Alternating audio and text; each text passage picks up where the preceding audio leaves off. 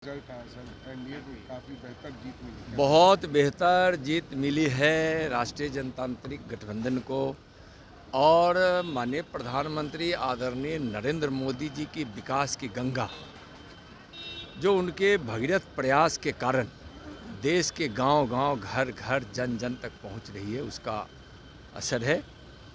इस देश के लोगों ने माननीय प्रधानमंत्री जी के विकास में विश्वास जताया है।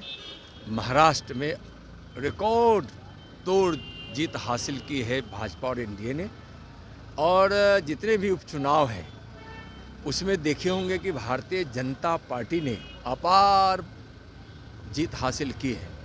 यानी कि माननीय प्रधानमंत्री जी के नेतृत्व में लोगों ने विश्वास जताया है। बिहार में चारों की चारों सीट एनडीए जीती है। प्रधानमंत्री जी के विकास की गंगा बिहार के मुख्यमंत्री श्रीमान नीतीश कुमार जी ने घर घर तक पहुंचाया है। लोगों ने बिहार में भी माननीय मोदी जी और माननीय नीतीश कुमार जी के कार्यों को काफ़ी सराहा और उसमें विश्वास जताया और चारों की चारों सीट एनडीए जीती। जो सीटें एनडीए के पास नहीं भी थी, आरजेडी के पास और माले के पास थी, उसको भी एनडीए ने जीता है। और 2025 के चुनाव का यह संकेत है कि 2025 के बिहार विधानसभा के चुनाव में रिकॉर्ड तोड़ेगी एनडीए और 50 वर्षों का 60 वर्षों का इतिहास, जो अब तक किसी गठबंधन को उतनी बड़ी जीत हासिल नहीं हुई है, उतनी बड़ी जीत एनडीए 2025 के बिहार विधानसभा के चुनाव में सीटें जीत कर आएगी। देखिए, झारखंड में जो हार हुई है, हार तो नहीं कह सकते हैं। आप देखे होंगे कि बहुत सारी नई सीटों को हम जीते हैं और पुरानी सीटें हम अच्छी संख्या में उसको हम जीत नहीं पाए हैं। जीते ज़रूर है उस सीटों पर भी, तो कहीं ना कहीं वहाँ के जो स्थानीय विधायक के प्रति जो एंटी इनकम्बेंसी का जो माहौल था उसके कारण वहाँ हम पीछे रह गए हैं। लेकिन विश्वास है कि वहाँ जो जिस प्रकार से झूठे वादों को लेकर और जिस प्रकार से तुष्टीकरण की नीति के कारण झारखंड को तबाही मिली है, वह तबाही को हम कोशिश करेंगे कि विपक्ष में रहकर भी एनडीए भारतीय जनता पार्टी जो शिबू सोरेन की सरकार बनेगी, उसके खिलाफ हम झारखंड के हित के लिए और नरेंद्र मोदी जी के विकास का लाभ भी झारखंड को मिले, इसका प्रयास करेंगे। और तुष्टीकरण और जो वहाँ घुसपैठियों को बढ़ावा देकर झारखंड के भविष्य को बर्बाद करने की तैयारी जो है शिबू सोरेन की, उसको हम लोग नहीं होने देंगे। प्रधानमंत्री ने कहा है 1 लाख युवाओं को राजनीति में आना चाहिए जिनका राजनीतिक बैकग्राउंड नहीं है, उनके बयान को कैसे देखते हैं? देखिए, माननीय प्रधानमंत्री जी जब कुछ बोलते हैं तो उसके पीछे उनका दूरदृष्टिकोण होता है।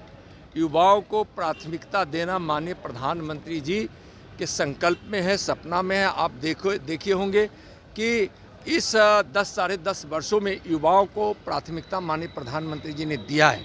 और युवा का मतलब ही है कि किसान भी युवा हो सकता है, हमारी माँ बहनें भी उस उम्र की होती हैं, हमारी वह बहनें भी अपने इस युवा की अवस्था में बहुत सारी जीत को हासिल करती है और अवसर को ढूंढकर सफलता प्राप्त करती है।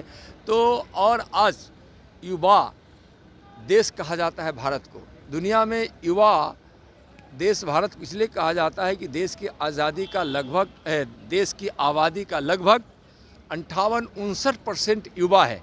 और यह युवा शक्ति ऐसी है जो माननीय प्रधानमंत्री जी के संकल्प और उनका जो विजन है 2047 तक भारत को विकसित भारत बनाने का, जिस विकसित भारत में प्रति व्यक्ति आय दुनिया में सबसे ज़्यादा भारत को का हो, यह युवा शक्ति से ही संभव हो सकता है। इसलिए माननीय प्रधानमंत्री जी के दृष्टिकोण में और उनके सपनों को साकार करने में, संकल्प को साकार करने में युवा शक्ति की आवश्यकता है और युवा ही इस देश को नए युग में ले जाकर विकसित भारत बनाने में माननीय प्रधानमंत्री जी के उस सपनों को पूरा करने का सबसे ज़्यादा सामर्थ्य रखता है। तेजस्वी यादव ने कल कहा है कि झारखंड के बाद अब बिहार की बारी है, बिहार में 25 में हम लोग सरकार बनाएंगे। अच्छा देखिए, ये तो ऐसा व्यक्ति ही कह सकता है जो बिल्कुल बिहार की राजनीति की नासमझदारी रखता हुआ। बताइए, सुपड़ा साफ हो गया उनका, उनकी अपनी सीट जो थी वह एनडीए के झोली में चला गया। एनडीए चारों की चारों सीट जीत गई और अभी भी अहंकार में है। तेजस्वी जी चिंता मत कीजिए, 2025 में आपका सुपड़ा साफ होने वाला है। और आपको जब से आरजेडी राजनीति में आई है तब से अभी तक जो जातवाद और परिवारवाद के आधार पर उन्होंने जो जंगल राज स्थापित किया है, जिसको बिहार की जनता समझी है और इनकार कर चुकी है, अब तक आरजेडी को जितनी सीटें मिली है विगत चुनावों में, उसमें सबसे कम सीट 2025 में उनको मिलने वाला है। हमको तो लगता है कि 2, 4, 5, 10 सीट में आरजेडी सिमट जाएगी 2025 के चुनाव।